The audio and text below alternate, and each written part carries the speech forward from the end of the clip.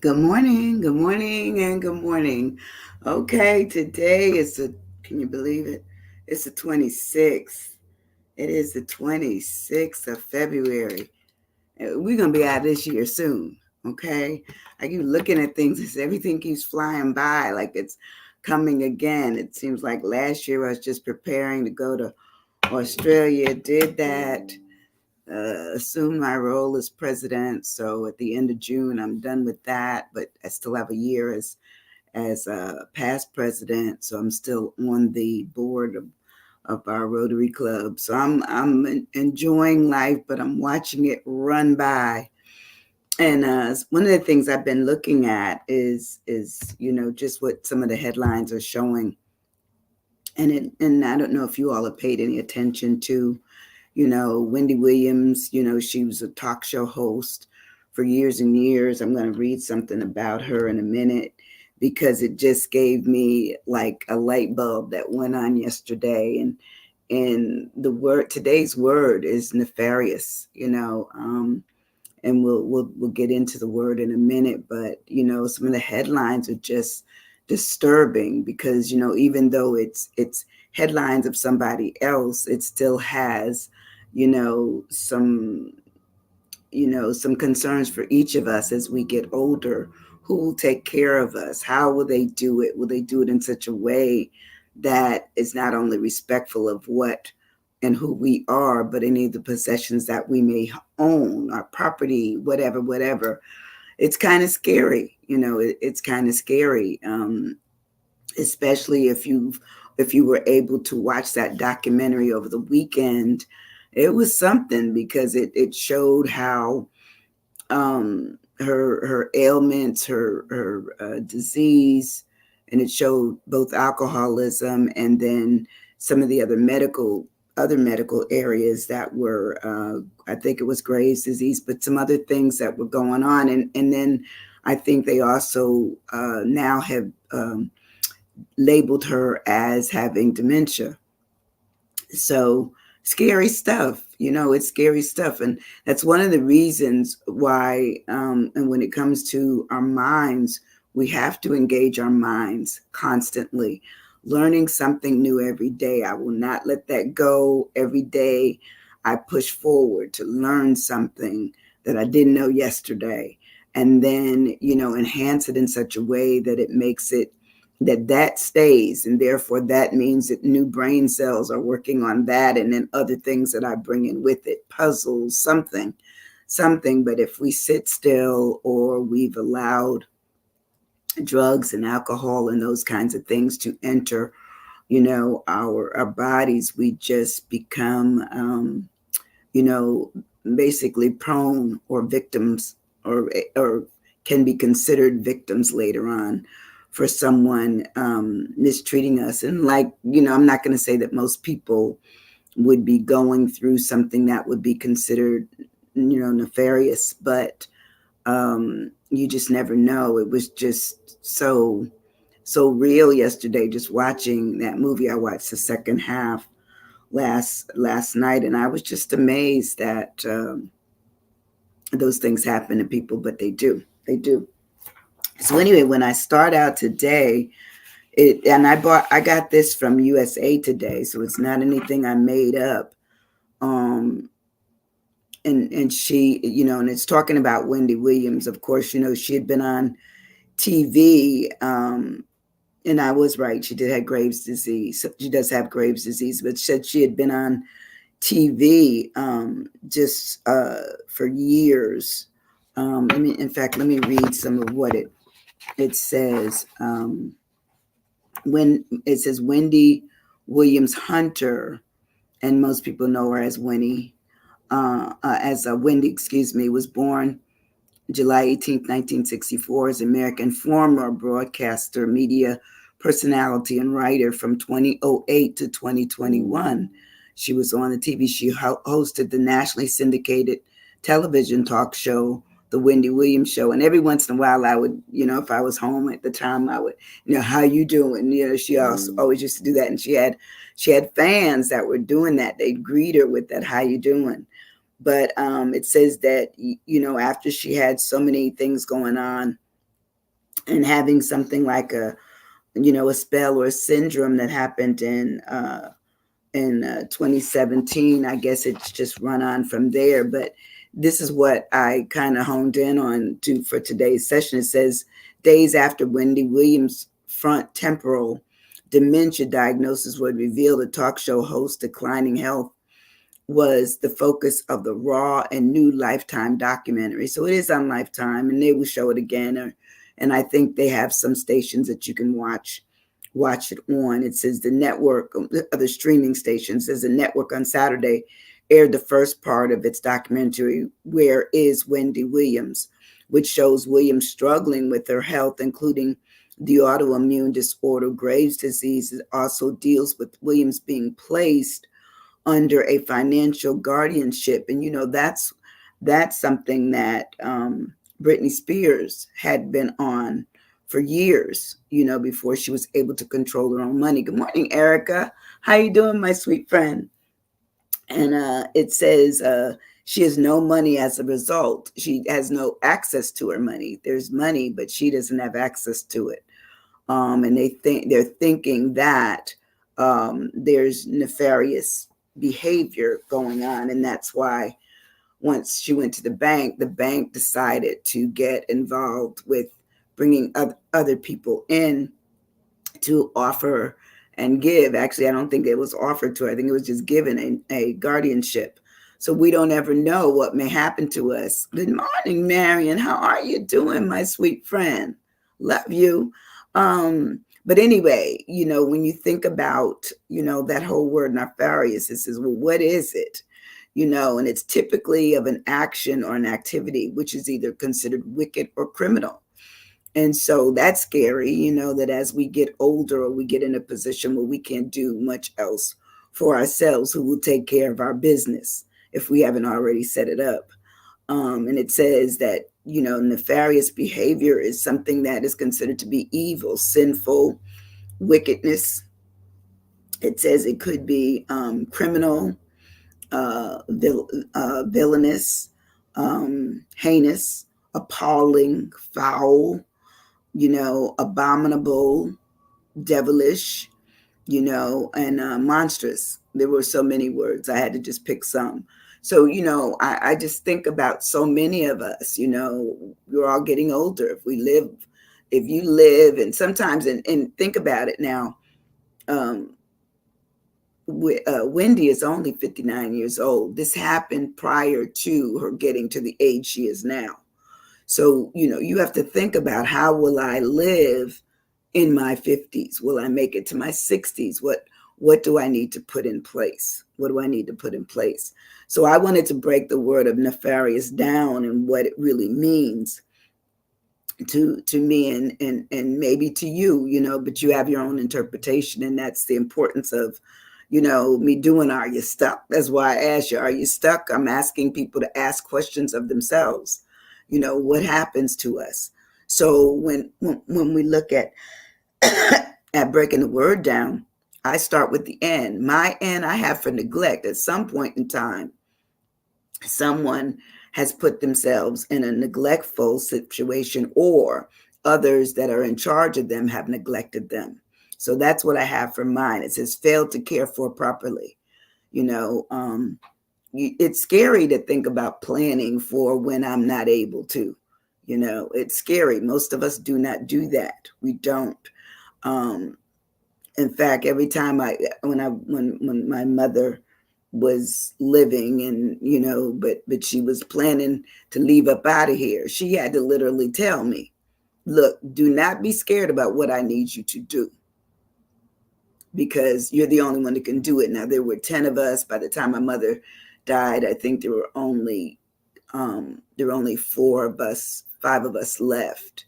And since then, there's only 2 of us now. And so that'll let you know. But my mother always knew that the one on the end, that's me, was going to be the one that tried to do whatever her wishes were. And that was even before she passed.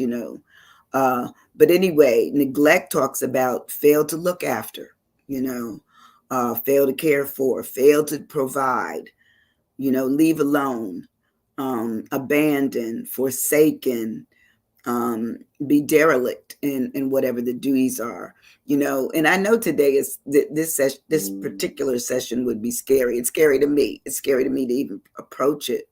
But because it's so high in terms of news right now, for Wendy Williams, I said, you know what, this is the way to approach.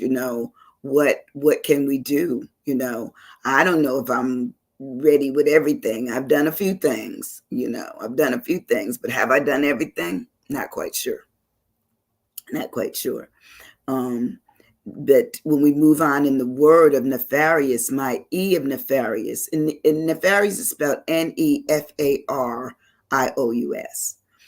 So it's rather a lengthy word, but my E of nefarious I use for evil, because I believe anybody that has been put in a position to take care of somebody, it shouldn't be that they've mistreated their care and mistreated them in their care. It would hopefully be that they would do right by them. So it says evil, profoundly immoral and wicked. And it says being wicked is also talking about being bad, being morally bad, wrongful, dishonorable, corrupt, demonic, and despicable. And you know what? These words are heavy duty words to me, even if there's only one word, but the fact that they had all of these as descriptions, as, basically being descriptive words, it really says, wow, let me see, I have to put on my little glasses. You know what? Those glasses aren't good. Where's my other ones? Hold on a sec. I got another pair. Yeah. I ordered them off of Temu. That's not a good pair of glasses. Yeah. Oh, I can see that. Erroneous. Yes. Sometimes you have to look about it. You don't even realize that who's out there working for you. Or is that egregious? I can't even see. I think it says erroneous.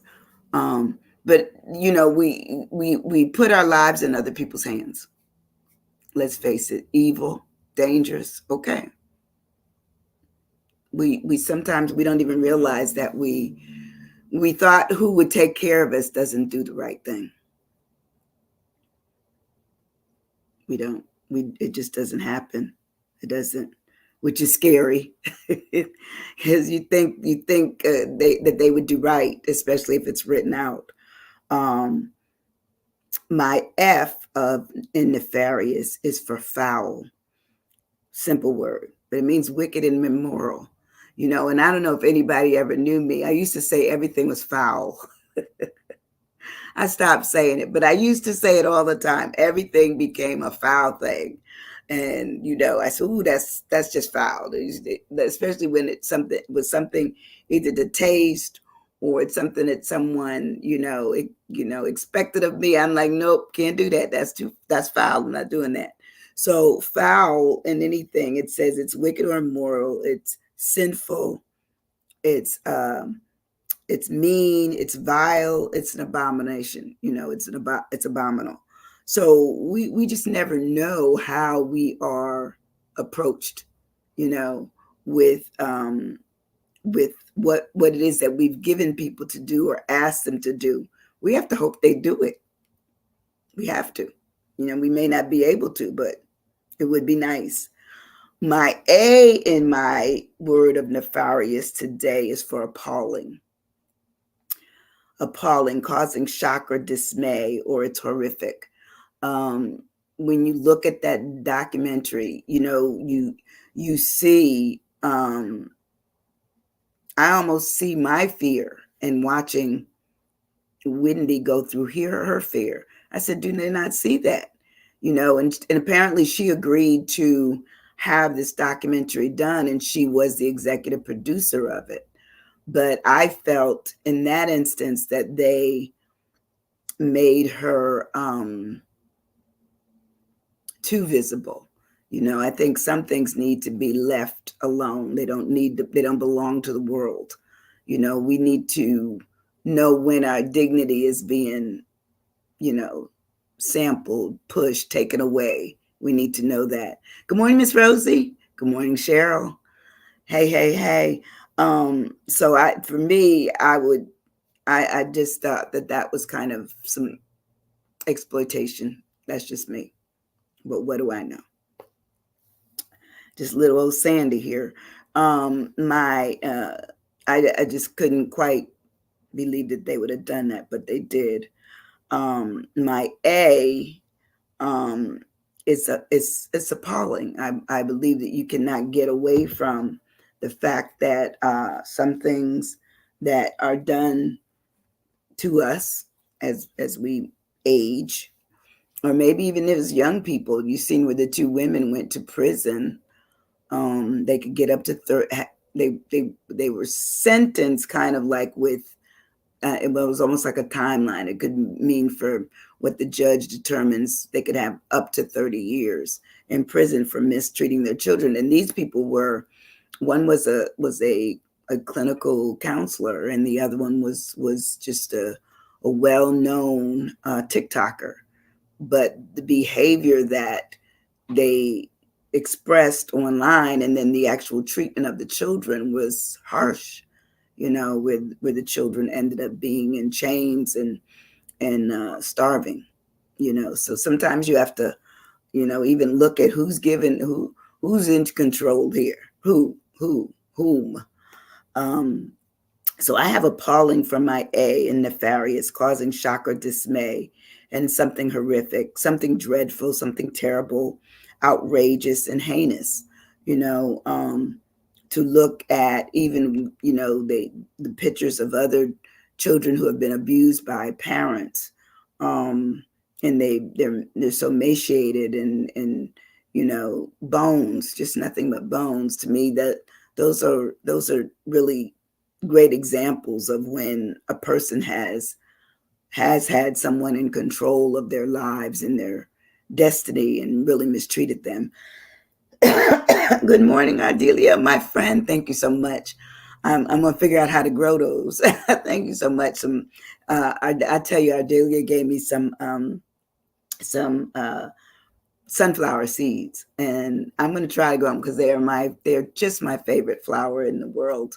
Every time I see them, it just puts a big smile on my face. So when I saw her yesterday at church, I was so excited, not only to see her, but the fact that she was giving me some. I said, well, what is it? She said, that's for you. You said you like those. So thank you so much. My R in nefarious is repulsive, arousing intense distaste or disgust. That's me. When I was looking at that last night on Wendy Williams, all I could say is, wow, who could be so cruel? Who? Because she's out of control in terms of her ability, to think like she was thinking before and able to really do business. But I found it to be just something of shock, ridiculous. So that's good. It was ridiculous, and it says repulsive talks about it being revolting, disgusting, vile, sickening, nasty, and hateful, And sometimes we don't ever want to believe that our family and friends would do anything like that to us. Well, let's face it, sometimes, what we have is more important than who we are. They've shown it over and over again through different situations that have happened to people. You just say, wow, and then you say, well, why would they do that? Why would they? Who knows? My I in nefarious is iniquitous. It's grossly unfair and morally wrong. That's iniquitous. Iniquitous. It says it's just wicked.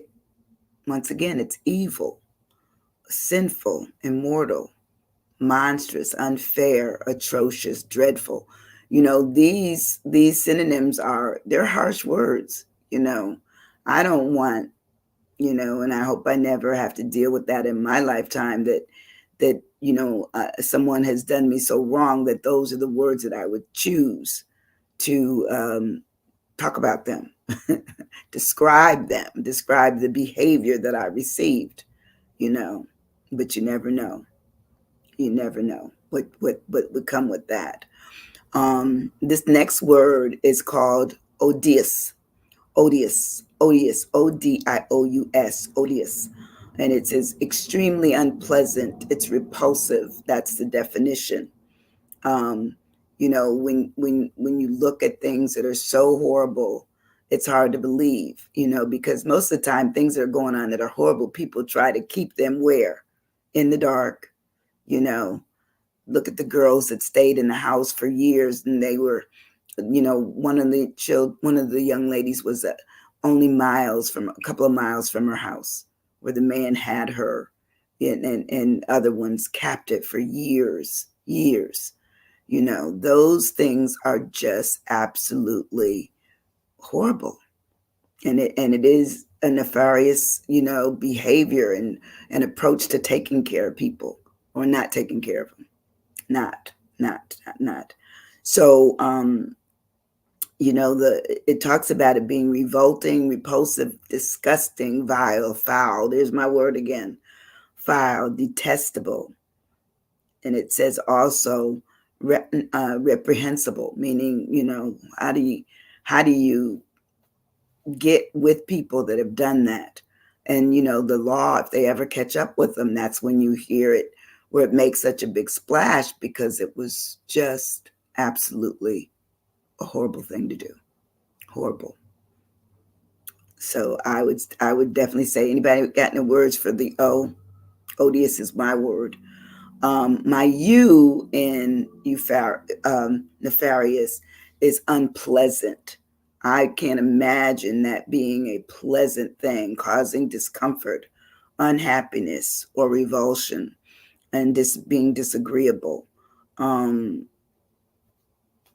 I just can't imagine that life, you know. Um, for myself, I hope that I set things up that no one would be that horrific to me, that they would make sure that if I ever make it to my 90s. Now, my mother made it to her 90s, and I was talking about my mother and my grandmother. My mother was 90, almost 95. My grandmother 96, and my auntie was 104.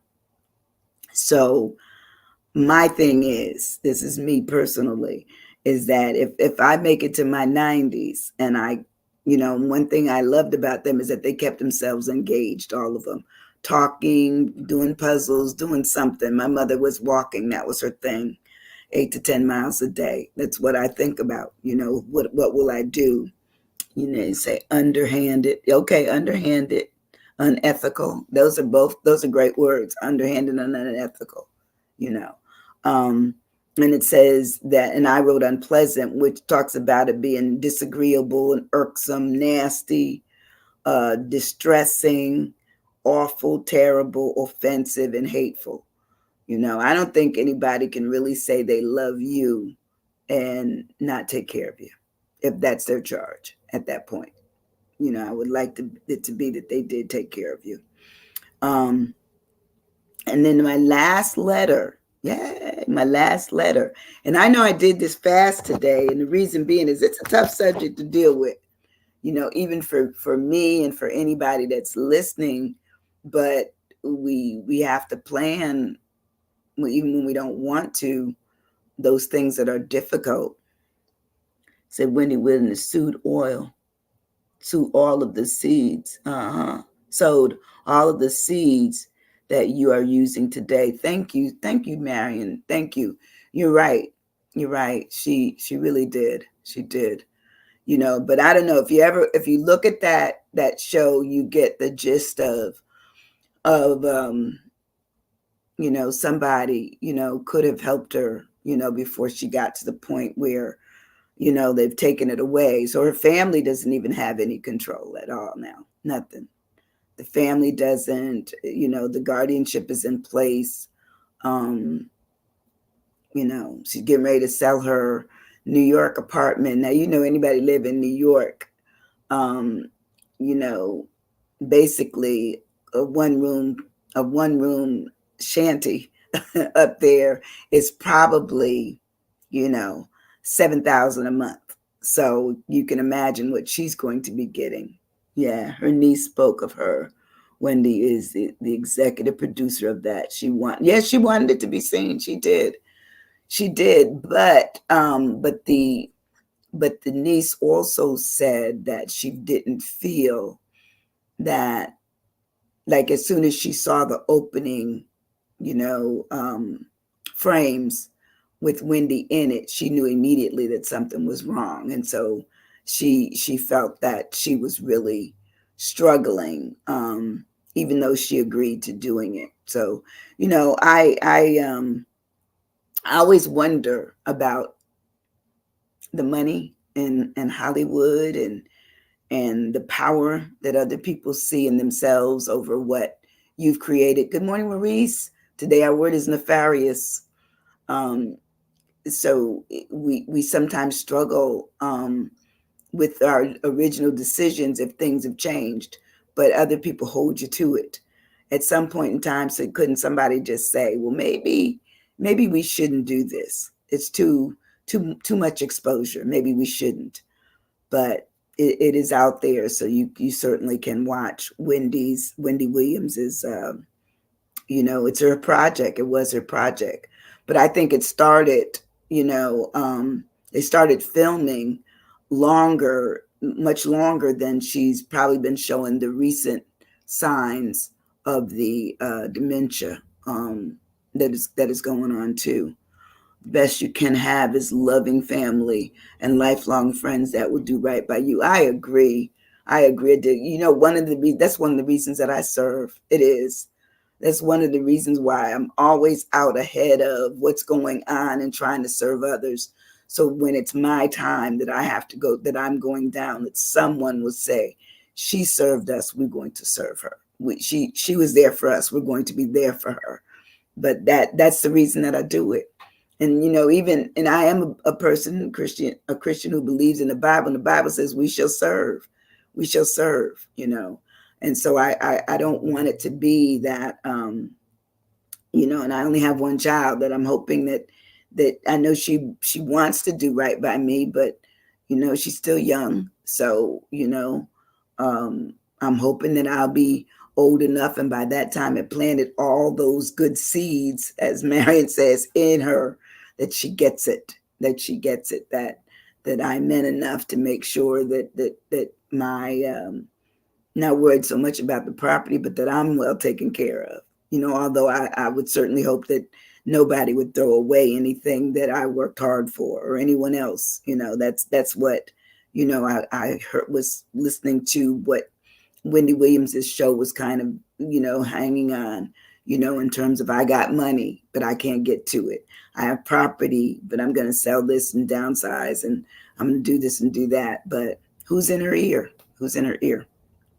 Now, my last word probably is a word that sums everything up.